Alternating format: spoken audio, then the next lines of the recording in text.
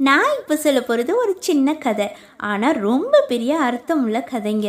ஒரு செகண்டில் என்னையே அட ஆமாம்ல அப்படின்னு சொல்ல வச்ச கதைங்க. அப்படி என்ன கதைன்னு தானே யோசிக்கிறீங்க? வாங்க கதைக்குள்ளே போகலாம்.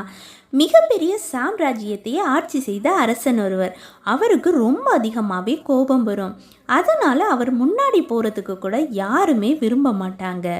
ஏன்னா அவருக்கு கோபம்ன்ற ஒரு விஷயம் வந்துருச்சுன்னு வச்சுக்கோங்களே, அவரோட சின்ன சின்ன குற்றங்களுக்கு அவர் கொடுக்கக்கூடிய தண்டனைகளாகட்டும், அவரோட வார்த்தை பிரயோகங்களாக இருக்கட்டும், அப்புறம் அவர் நடந்துக்கிற விதமாக இருக்கட்டும், ரொம்ப கடுமையாக இருக்கும். அதனால் மக்கள் அந்த அரசனையும் அந்த ஆட்சியையும் ரொம்பவே வெறுக்க ஆரம்பிக்கிறாங்க. ஒரு கட்டத்துக்கு மேலே அதை அறிந்து கொண்ட அரசன், என்னடா நம்ம என்ன செஞ்சாலும் மக்களுக்கு பிடிக்கவே மாட்டேங்குது, நமக்கு ஏன் இவ்வளோ கோபம் வருது, அதை கட்டுப்படுத்த நம்ம என்ன பண்ணுறது அப்படின்னு யோசிக்க ஆரம்பிக்கிறாரு. அப்போ தான் அவருக்கு ஒரு யோசனை வருது. இவங்க தானே என்ன கோபப்படுத்துகிறாங்க, ஆனால் இவங்க என்ன இல்லையா தப்பு சொல்கிறாங்க அப்படின்னு சொல்லி இவங்க யாருமே இல்லாத ஒரு இடத்துக்கு கொஞ்ச நாளைக்கு போய் நான் என்ன அமைதிப்படுத்திக்கிட்டு நான் தியானம் பண்ணி கோபப்படாமல் சந்தோஷமான ஒரு நல்ல ஆட்சியை கொடுக்குற அரசனாக இருக்கணும் அப்படின்னு சொல்லி அவர் முடிவு பண்ணின மாதிரியே யாருமே இல்லாத ஒரு ஓடைக்கு படகு மூலமாக சவாரி பண்ணி போகிறாரு. அந்த ஓடையோட நடுப்பகுதி வந்ததும் படகை இயக்கிறதை நிறுத்திட்டு கண்களை மூடி அமைதியாக தியானம் பண்ண ஆரம்பிக்கிறாரு. அப்போ சிறிது நேரம் கழித்து அவர் அமர்ந்திருந்த படகை யாரோ இடிக்கிற மாதிரி இருக்குது. அவரும் விடாமல் தியானம் பண்ணிட்டு இருக்காரு. ஆனால் தொடர்ந்தும் யாரோ இடிக்கிற மாதிரியே இருக்குது. யாரோ நம்ம தியானத்தை கலைக்க முயற்சி பண்ணுறாங்க அப்படின்னு அவருக்கு பயங்கரமாக கோபம் வருது. கோபம் வந்த வேகத்தில் கண்ணை திறந்து கைகளை நீட்டி கடுமையான வார்த்தைகளில் திட்ட ஆரம்பிக்கிறாரு. ஆனால் அந்த பக்கம் யாருமே இல்லை. ஒரு காலி படகு மட்டும்தான் இருக்குது.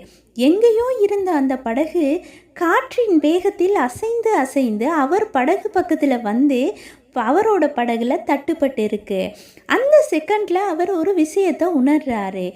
இத்தனை நாள் நம்மளை சுற்றி உள்ளவங்க மேலே நாம் எரிஞ்சு விழுந்திருக்கோம்.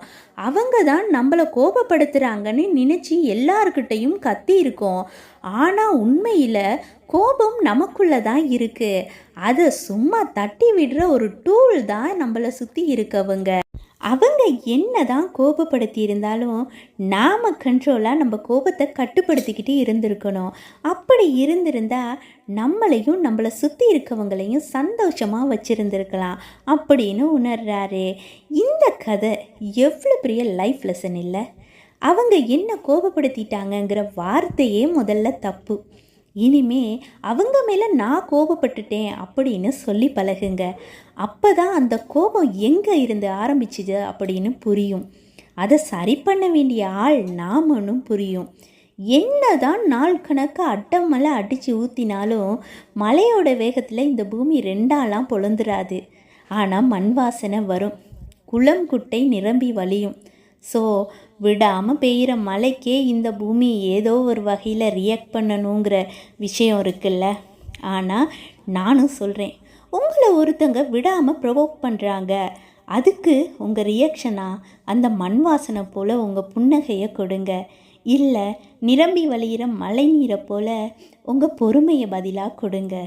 ஆனால் ஒருபோதும் உங்கள் உணர்ச்சிகளை கைமீற விட்டுறாதீங்க. அது உங்களுக்கு சாதகமாக இருக்கோ இல்லையோ, என்றைக்கும் உங்களுக்கு பாதகமாக தான் போய் முடியும். இந்த கதை பிடிச்சிருந்தா உங்களுக்கு பிடிச்சவங்களுக்கு ஷேர் பண்ணிவிட்டு சேனலை சப்ஸ்கிரைப் பண்ணுங்கள்.